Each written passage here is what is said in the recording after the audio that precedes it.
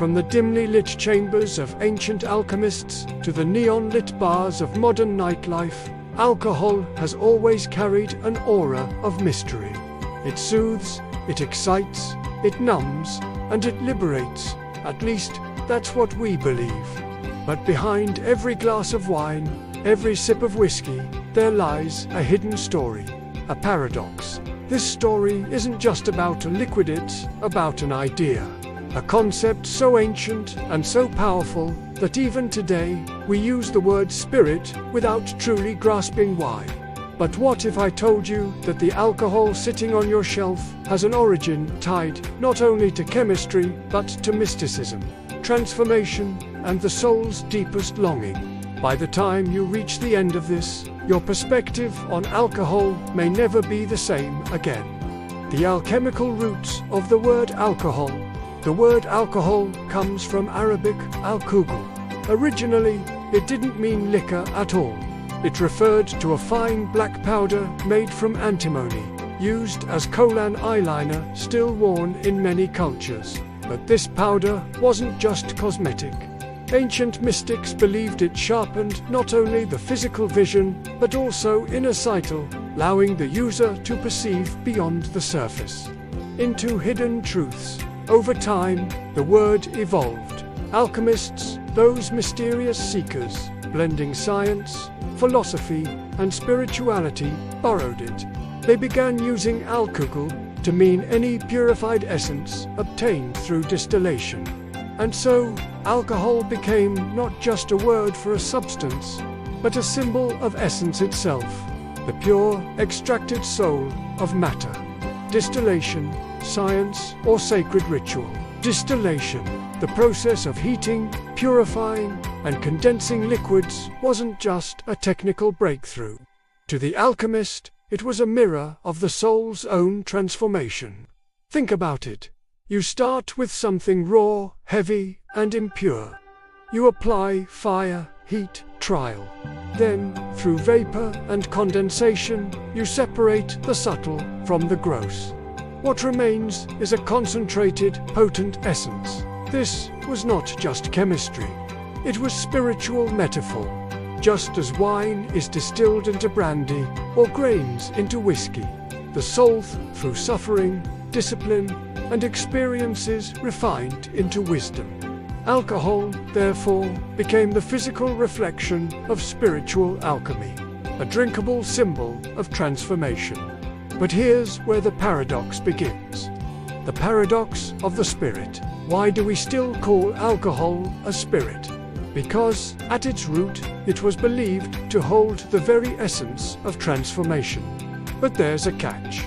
The spiritual essence that alchemists spoke of wasn't meant to be consumed in a glass. It was a metaphor for divine union, higher consciousness, and transcendence.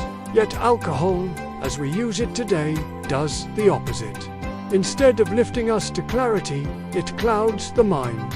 Instead of connecting us with the divine, it anchors us deeper into material illusion. This is the paradox.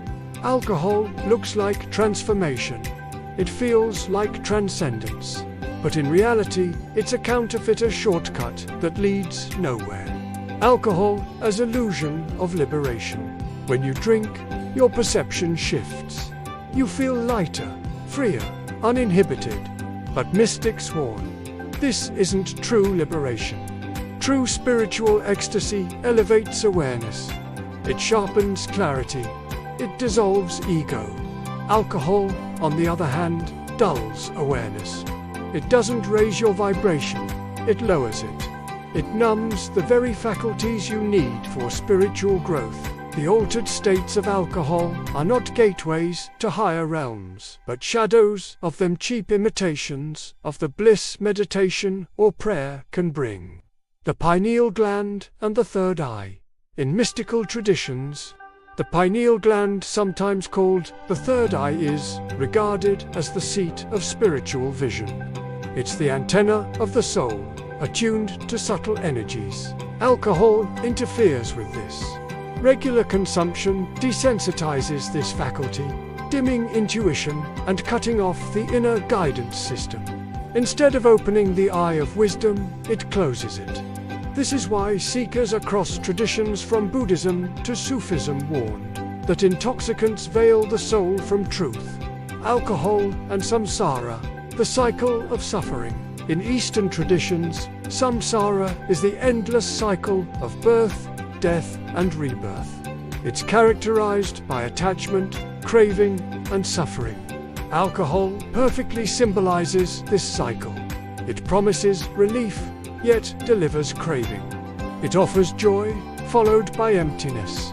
It tempts with escape, only to tighten the chains. The cycle repeats. Drink, crash, repeat. A mirror of samsara itself. And so, alcohol becomes both metaphor and trap. A liquid embodiment of the cycle of suffering. The deeper longing. Why we seek intoxication at its core, the human craving for intoxication is not about taste, nor even about escape. It's about something deeper, the soul's longing for union with the divine. Alcohol provides a distorted reflection of that uniona counterfeit transcendence. It mimics the joy, the ecstasy, the dissolution of ego, but only for a moment. When the effect fades, we are left more disconnected than before. True transcendence requires inner work discipline, meditation, devotion. Alcohol offers a shortcut that bypasses the work, but also the reward. Voices of the mystics. Throughout history, great teachers warned of this paradox. Rumi, the Sufi poet Rumi, often used the imagery of wine and drunkenness, but his wine was not liquid, it was divine love. Be drunk with love, he wrote, for love is all that exists. Physical wine, he warned, is a false refuge. True intoxication comes from surrendering to God. Osho, the modern mystic, Osho taught that awareness is the key to transformation. Alcohol, he said, destroys awareness. It numbs the pain but also numbs the possibility of awakening. To him, alcohol was an anesthetic, not a path. Paramahansa Yogananda, the yogi master Yogananda, emphasized discipline and clarity.